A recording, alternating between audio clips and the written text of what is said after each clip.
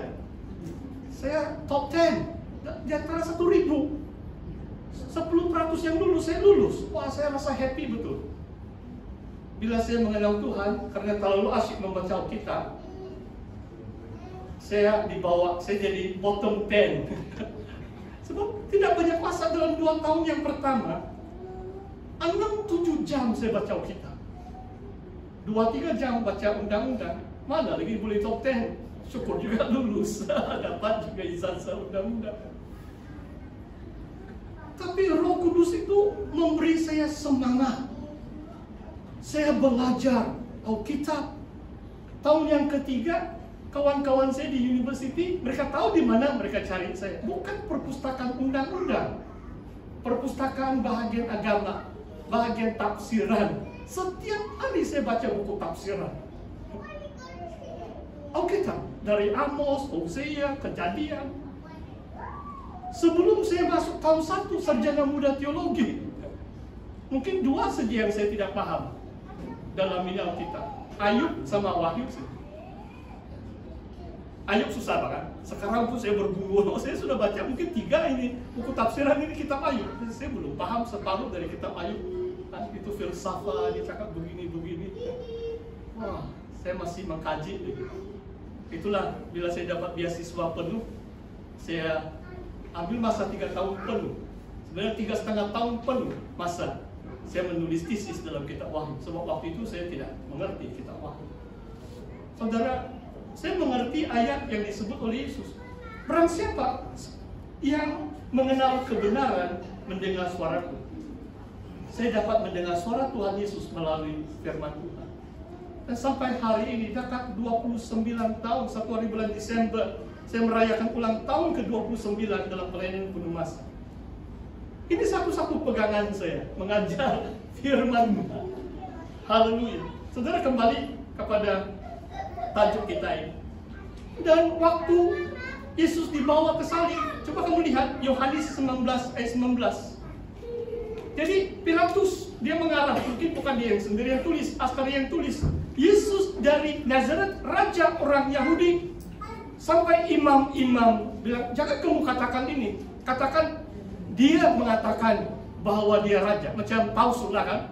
Bagi orang yang menentang Yesus, mereka anggap pengakuan dia sebagai raja itu palsu. Tapi Pilatus katakan, apa yang saya sudah tulis, tertulislah.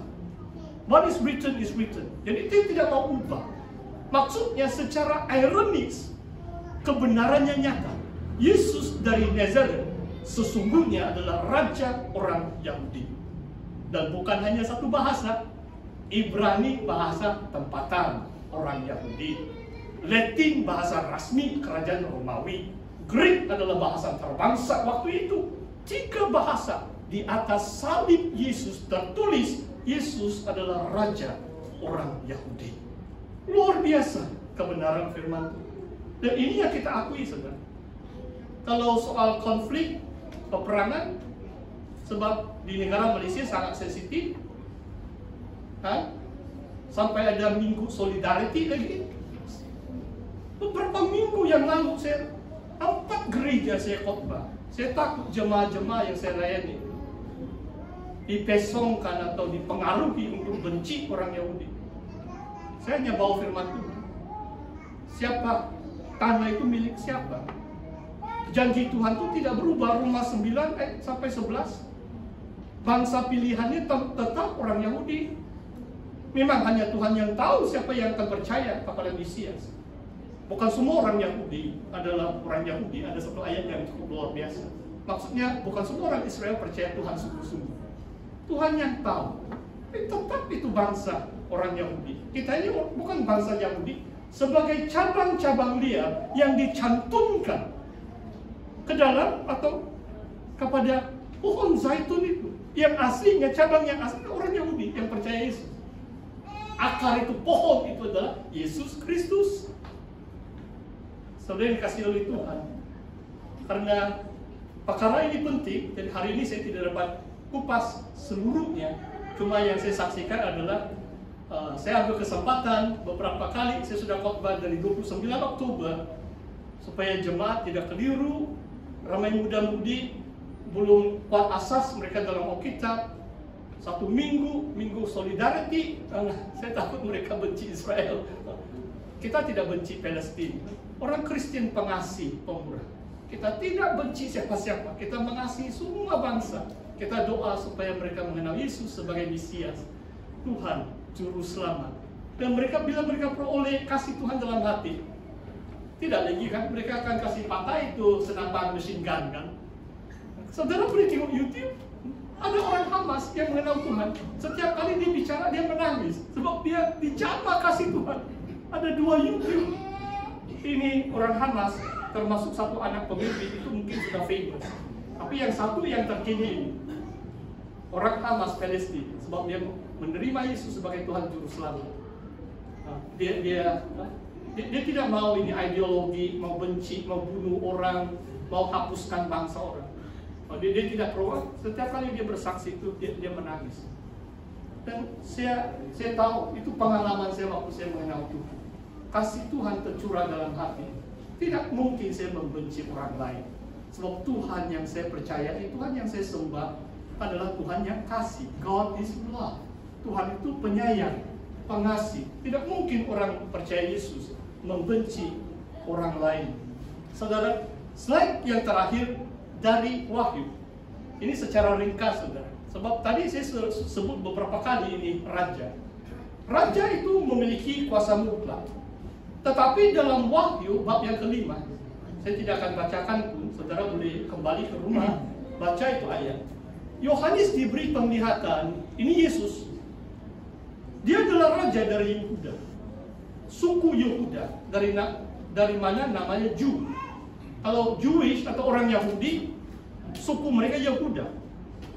Cuma sekarang semua suku-suku Yahudi, ya Israel itu, sebab setelah kembali dari pembuangan, suku yang paling besar Yehuda dan Benjamin. Saudara boleh baca dalam kitab Ezra. Tidak bermaksud 10 suku yang lain, 12 suku kan, 12 anak-anak Yakub kan. Tapi suku besar itu adalah Yehuda, tribe of Judah. Yesus adalah keturunan dari suku Yehuda. Janji Tuhan bahwa anak Daud dari suku Yehuda, Daud dari suku Yehuda akan mewarisi takhta Israel. Yang dilihat oleh Yohanes, raja dari Yehuda ini tunas Daud. Tetapi kemudian domba. Maksudnya Yesus sebagai raja, dia memimpin melalui pengorbanan. Dia bukan seperti raja dunia kan? Coba kamu lihat raja dunia. Apa protokolnya? Kamu berani 5 menit lewat masuk kan? Tidak, mungkin sejam. Kalau dijemput di istana dekat dari STS, 2 menit boleh sampai. Atau istana di Putrajaya atau di Semenanjung, pasti kamu sudah bersedia 1 jam. Dan mungkin kamu rasa kalau Agung cerita dengan kamu, kenapa Agung kita pun macam lemah lembut, senang bergaul dengan rakyat. Tapi kita tidak akan sesuka hati mengatakan sesuatu. Tapi Yesus Raja kita adalah domba yang telah disembelihkan. Maksudnya dia telah mati bagi dosa kita. Dia adalah pengasih, penyayang, pemurah. Dia mengasihi kita. Malah dalam Yohanes mengatakan dia anggap kita sebagai sahabatnya, menyatakan kehendak Bapa secara keseluruhan, secara total dia menyatakan firman Tuhan kepada kita. Maksudnya kita harus datang kepadanya dengan segala kerendahan hati, tapi dengan keberanian. Dia bukan raja seperti raja di dunia. Dia adalah juru selamat. Dia pernah datang ke dunia ini 2000 tahun yang lalu, mati di atas kayu salib, menjadi Tuhan dan juru selamat dunia ini. Mari kita berdoa. Mari kita tunduk kepala, kita datang kepada Tuhan saat ini. Haleluya Tuhan. Saya tergerak hati juga. Tadi saya sangat tertarik dengan lagu penyembahan yang terakhir itu. Saya jemput tuh worship leader. Bolehkah kita nyanyikan lagu ini sebagai respon firman Tuhan dengan pemusik? Boleh bantu? Ya, kita akan menyembah Tuhan. Dan sewaktu kita menyanyikan lagu penyembahan ini. Kita renungkan firman Tuhan. Kita perbaharui tekad kita untuk percaya Yesus. Ini sempena Natal tahun ini. Kita bersyukur kepada Tuhan karena Raja dari Yehuda.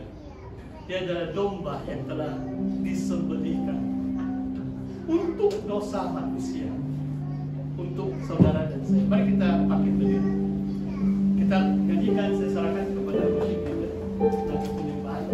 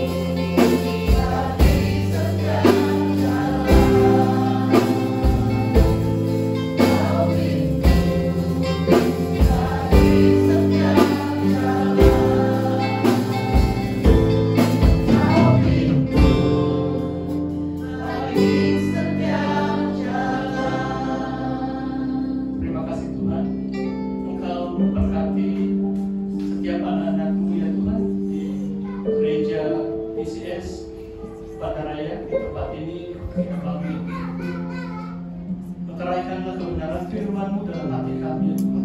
Agar iman kami diteguhkan, ya Tuhan, dikuatkan hari ini. Bahkan sepanjang tahun ini, menjelang Christmas dan tahun baru, kami terus menyembah Engkau, ya Tuhan. Kami mau mentaati Engkau, menuruti segala kehendak-Mu dalam hidup kami, ya Tuhan. Engkau mencurahkan berkat-berkat-Mu, ya Tuhan. Berkat jasmani, berkat rohani. Yang sakit Engkau sembuhkan, yang lemah Engkau kuatkan, ya Tuhan. Dan Engkau membuka pintu-pintu, ya Tuhan, bagi kami, ya Tuhan. Yang tidak ada pekerjaan, Engkau memberkati dengan pekerjaannya, ya Tuhan. Amen. Engkau membuka jalan untuk masuk university, ke tempat yang lebih tinggi, master, doktor. Engkau buka jalan bagi anak-anak-Mu, ya Tuhan. Engkau yang membuka pintu, ya Tuhan. Engkau yang memberkati umat-Mu, karena kami adalah umat-Mu yang percaya kepada-Mu, ya Tuhan. Yang berseru pada nama-Mu, ya Tuhan. Terima kasih, ya Tuhan. Hanya dalam nama Tuhan Yesus Kristus kami mengucap syukur dan berdoa semuanya. Amin. Silakan duduk. Saya sama